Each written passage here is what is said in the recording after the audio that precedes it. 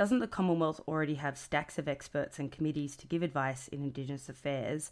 Precisely how would the voice differ in its approach? Josh, I'm wondering if you can break down that ecosystem of advice in Indigenous affairs that does already exist and how the voice would work differently.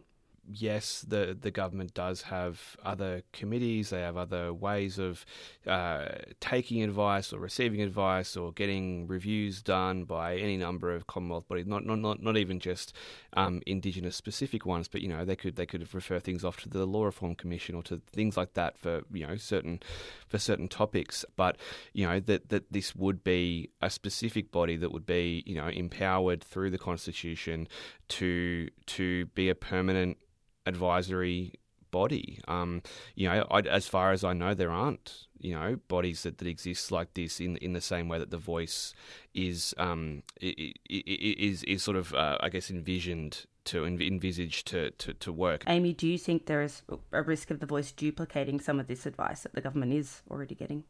Oh, not at all, because they're not getting any advice. I just wanted to provide some historical context. Like after the abolition of ATSIC, what happened in the vacuum around Indigenous representation was that the OIPC came in to fill that gap. So there was this white voice in Canberra, which represented the Howard government's own interests.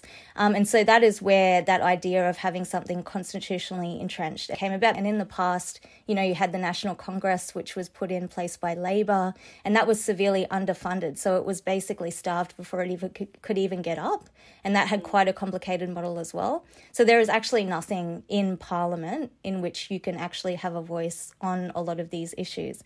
And when we look in past, like you just look at the anti-intervention legislation, which was passed with 1 day consultation with Aboriginal groups, and that was only because they forced it.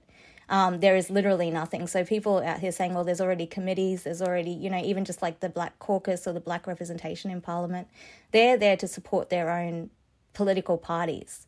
And so we have had this absence and this gap since ATSIC, and yet governments still blame ATSIC. So I think that's the other thing we have to be careful of, is that they are going to find a scapegoat and the voice will be that scapegoat. And so if the voice does happen, I think it's very important that the voice garners the respect and the confidence of Aboriginal communities across the country, because it can be another disempowering effect if you have just the replication of the elites up the top, which we see, for example, in universities and everything like that. You have Black representation, but they all get concentrated up the top. So if we are to have a voice, it has to be very important that you had that regional and that local representation,